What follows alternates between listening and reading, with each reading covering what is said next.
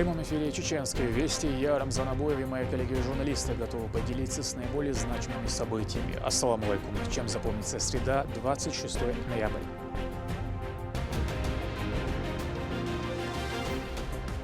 Для новой жизни. Стоит отметить, что все автомобили передаются с учетом индивидуальных потребностей каждого из пострадавших. Социальный фонд передал 4 адаптированных автомобиля для инвалидов.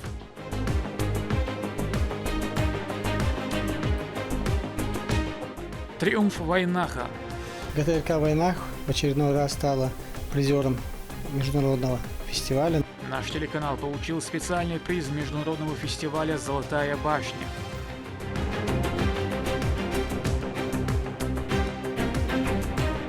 Золотой бросок. Я сделал амбар, выиграл и стал чемпионом мира. Чеченские спортсмены стали победителями чемпионата мира по джиу-джитсу в Абу-Даби.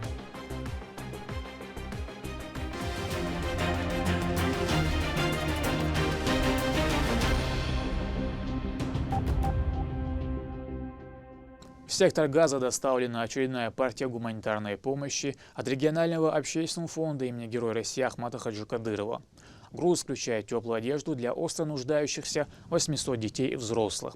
Переданные вещи позволят обеспечить им комфорт в холодный период. Фонд на регулярной основе оказывает значительную благотворительную поддержку палестинскому народу. Местные жители выразили благодарность за постоянное внимание. Социальный фонд передал 4 адаптированных автомобиля для лиц с дополнительными потребностями здоровья. Ключи от новых транспортных средств вручили гражданам, которые получили производственные травмы. Это вклад в повышение мобильности и улучшение качества жизни получателей социальной поддержки. Репортаж Рабят Гатиевой.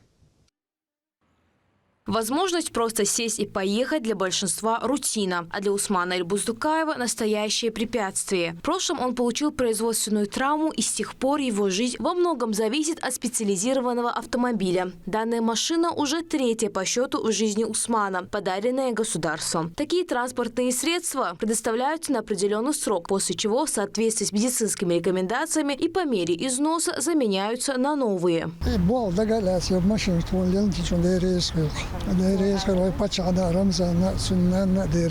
По поручению главы Республики Рамзана Кадырова ключи и документы 4 новых автомобилей «Лада Веста» вручил управляющий отделение Социального фонда России по Чеченской Республике Мохаммед Эмин Ахмадов. Транспортные средства были выданы пострадавшим на производстве.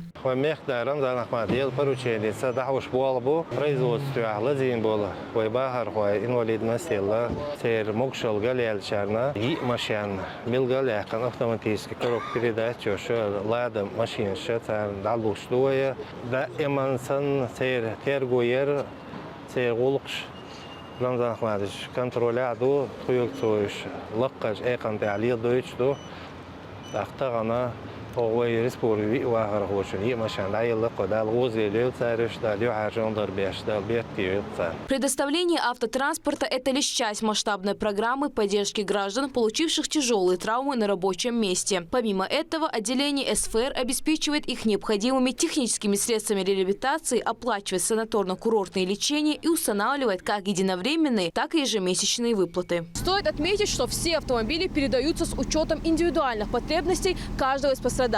Оснащенность транспорта утверждена медико-социальной экспертизой. Для этого оценивались тяжесть производственных травм и также программа реабилитации. И вот он, символичный старт. Для участников этой программы теперь решать повседневные дела станет намного проще. Так государственная поддержка становится реальным инструментом, который возвращает людям мобильность и веру в активную жизнь. Рабят Гайтиева, Алисхан Кацулов, Магомед Утаков. Вести, Чеченская Республика.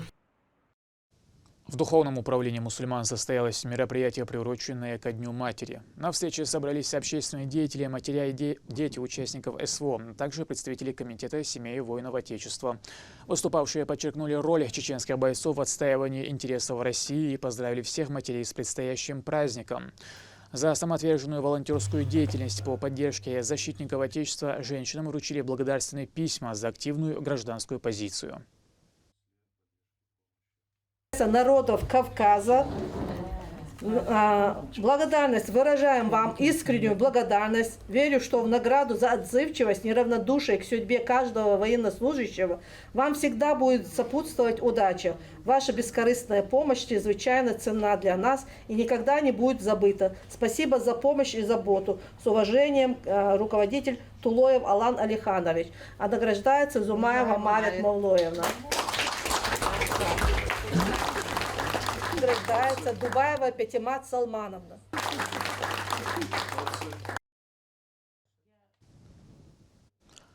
Кульминацией мероприятия стало выступление детей-участников СВО, которые посвятили своим матерям трогательные стихотворения. Встреча завершилась в теплой атмосфере за чаепитием.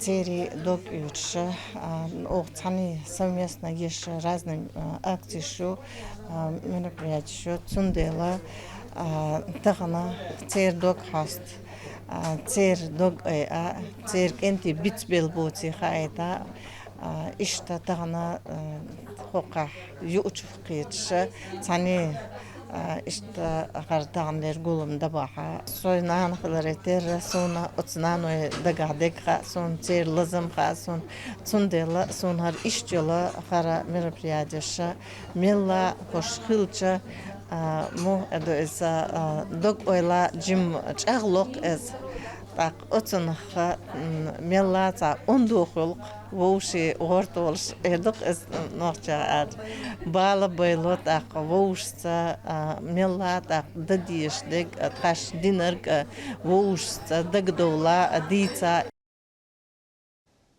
Формирование исторического сознания, сохранение памяти о героях СВО и воспитание любви к родному краю обсуждают в Грозном. Межрегиональный молодежный форум «Наследники Победы. Будь достоин» объединил студентов и педагогов, общественных и политических деятелей СКФО. Программа форума включает 26 докладов о религии, культуре и вопросах гражданственности. Репортаж Ахмеда Рамазанова.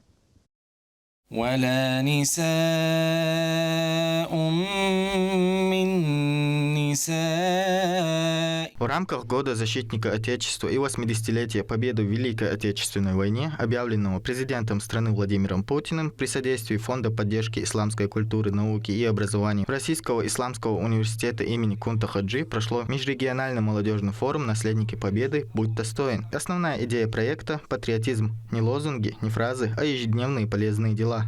В форуме принимают участие общественные, государственные и религиозные деятели Северокавказского федерального округа, молодежные и студенческие общественные организации, студенты вузов Северного Кавказа, профессорско-преподавательский состав и студенты Российского исламского университета имени Кунта Хаджи. Мероприятие проводится с целью воспитания любви к родному краю, родине, своему народу, уважения к другим народам России через формирование национального исторического сознания, культурной идентичности, выявление проблем в системе патриотического воспитания современной молодежи в условиях проведения специальной военной операции и пути их решения. دين دويش شيء إستوريش شيء عادة دويش شيء قوم غلق دويش خن بناقيش وين دونا وين دهست يتيته حبي إنجو هو أرتوش وقوق أرتوش دهست يتيته وجهش أو خلو قطن دونا وين ونستت شو دونا إيه هر هتب خيوش دونا فورم تجيش نعمل درجة فورم يردونا تكون مغلاقيته قط أيوة زمان شو دونا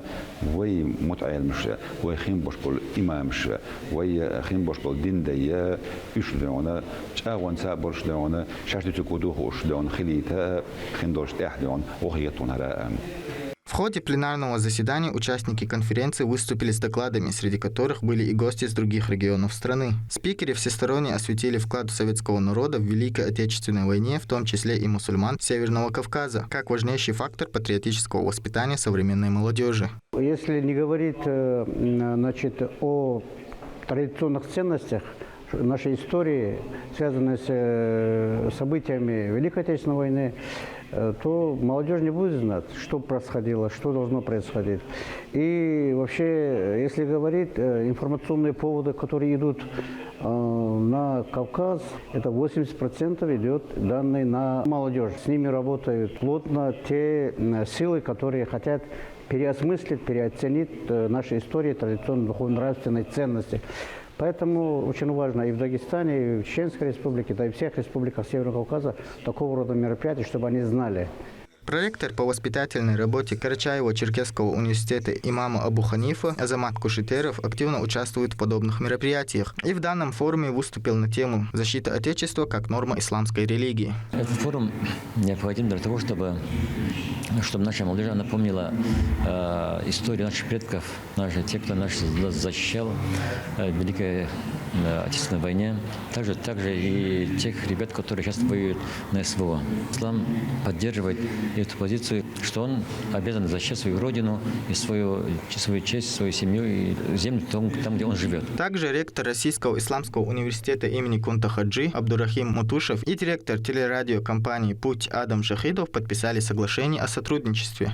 Практика озбалхан амания сания аккайошепха деран хашса даликан мекам боерсона ишта официально доштолгова изадик холар أحكواش الأونيفرسيتة النية أحكوا قليش خبر شوجو لا تركع قتني يقع أمثالنا الدوب ورخج ذكر در ألا ويصير جو سموه هذا ألا أكدوك دقيق إدرتسه بود إلاتسه تخنا Данное соглашение поспособствует улучшению деятельности между двумя организациями, направленными на развитие религиозного направления. Ахмед Рамазанов, Саид Эмил Мусаев, Магомед Ахматов, Вести, Чеченская Республика. Телеканал «Войнах» удостоен специального приза международного кинофестиваля «Золотая башня». Награду получила кинокартина режиссера Харуна Хидаева «Чечня. Дорога к храму». Фильм посвящен теме укрепления основ ислама и духовного возрождения. В конкурсной программе в 9 номинациях было заявлено более 200 работ. О том, как создавался фильм, репортаж Турпалали Тайсумова. 11-й международный кинофестиваль «Золотая башня» в этом году привлек особое внимание кинематографистов. На конкурс поступило огромное количество заявок, как от режиссеров из России, так и стран СНГ и БРИКС. Чеченская республика представила фильм под названием «Чечня. Дорога к храму», созданный телерадиокомпанией «Войнах». По итогу труд был отмечен специальным призом оргкомитета. ГТРК «Войнах» в очередной раз стала призером международного фестиваля. На этот раз был кинофестиваль, он проходил в Ингушетии. Была большая конкуренция, более 200 работ было представлено. Вдвойне приятно, что это уже был не просто журналистский конкурс, а большой международный кинофестиваль, где были присланы работы очень известных авторов.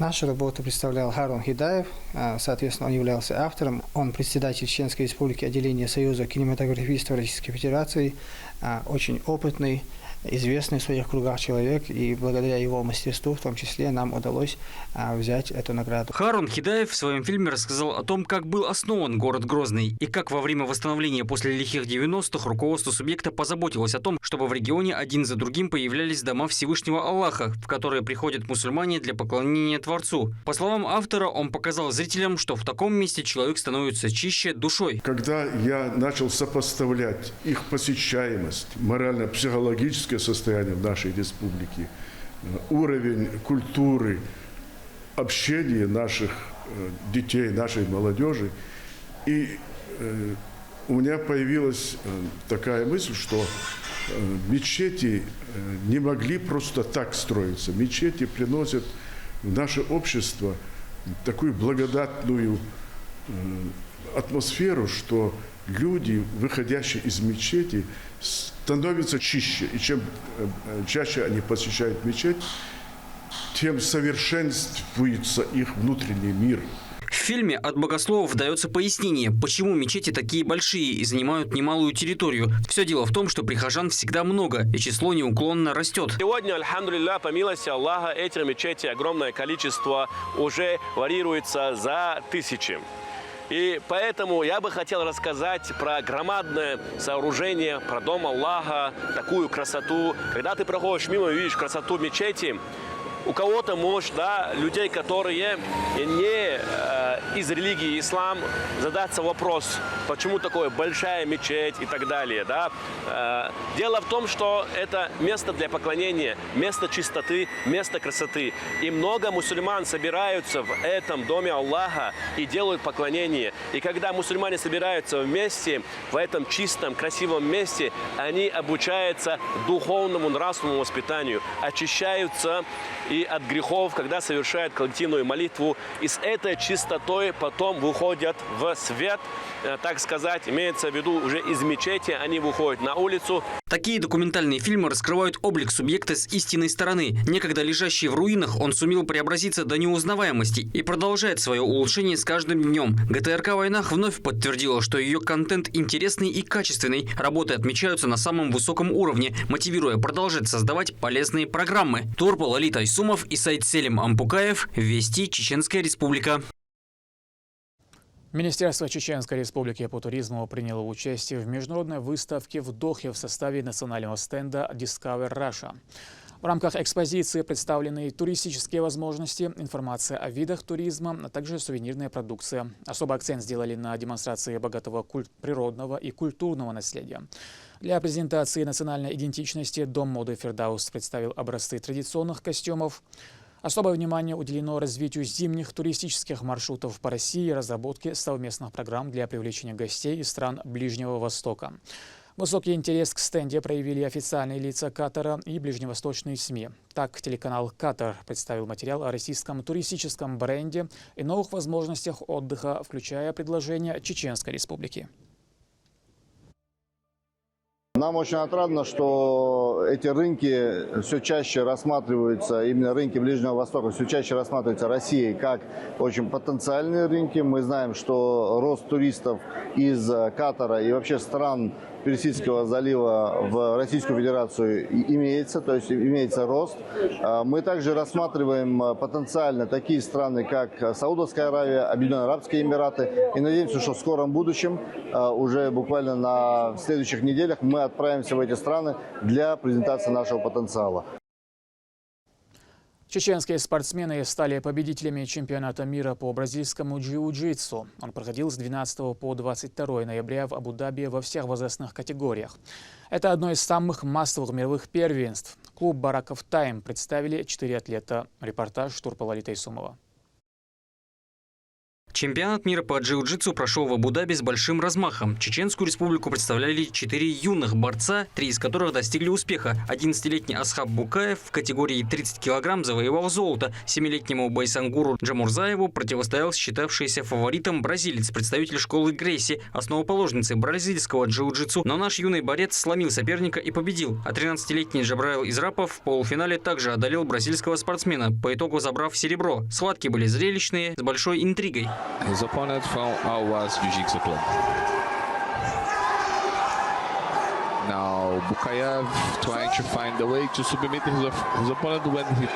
Дома всех троих счастливцев встретили как национальных героев. Тренируются они в спортивной школе «Атлант». Их наставник Арсен Бараков. Он главный тренер бойцовского клуба «Бараков Тим». Тщательно готовит своих подопечных. Сначала они проводят схватку между собой. Затем вместе разбирают ошибки и работают над этим. Далее идет подготовка к турнирам. И, как показало время, упорство и труд себя оправдало. Это, так скажем, был самый большой турнир для наших. Это официальный чемпионат мира, где и с медийной стороны, и как бы с точки зрения локаций, самый глобальный, так скажем, турнир. Я всегда говорю, что за успехом ребенка, за любым успехом ребенка, и в частности в спорте, по воле Всевышнего всегда стоит 3 опоры. Это заинтересованный в успехе этого ребенка тренер, родитель, который поддерживает, и сам ребенок, который дисциплинирован и умеет и хочет трудиться. Мы поинтересовались у юных победителей, как они чувствуют себя после триумфального выступления на чемпионате мира. Сейчас, по их словам, идут сложные, но самые обычные тренировки. А на турнире в Абу-Даби самым главным было не подвести команду и честь республики. Как видно, с этим они справились мастерски. Я сначала первый день у меня было взвешивание, потом во второй день я боролся. У меня было в общем 4 схваток. 3 я выиграл. Вначале я выиграл схватку 15-0 выиграл, потом сделал луки, стрелы и выиграл схватку. Вторую я выиграл Тимура, и 3-ю уже в конце сделал арбар. Турнир прошел хорошо. В финале у меня бразилец был, проходил все хорошо. Я сделал арбар, выиграл и стал чемпионом мира. Ну, чуть-чуть, да, волнительно было. Турнир сам был, представление было очень красиво. И зал был такой огромный. Тренер прекрасно объясняет, показывает. Тренировки усердные, жесткие. Хожу я сюда примерно 1 год и 7 месяцев. В этой группе спортсменов уж точно нет слабых. Завоевать золото может каждый. Сложность создают финансовые задачи, которые решить не так-то просто. Но нет сомнений, что благодаря успеху юных талантов клуб найдет поддержку для новых вершин. Каждый из этих ребят растет профессионалом, поскольку они ежедневно и усердно занимаются данной дисциплиной. Есть такая замечательная фраза: «Люби то, что делаешь, делай то, что любишь». Эти слова звучат для них сильнейшей мотивацией для достижения больших спортивных успехов. Турпа Лолита Исумов и Ислам Мацуров. Вести. Чеченская Республика. На этом пока все. Много интересного контента смотрите на аккаунте Вайнаха в социальных платформах.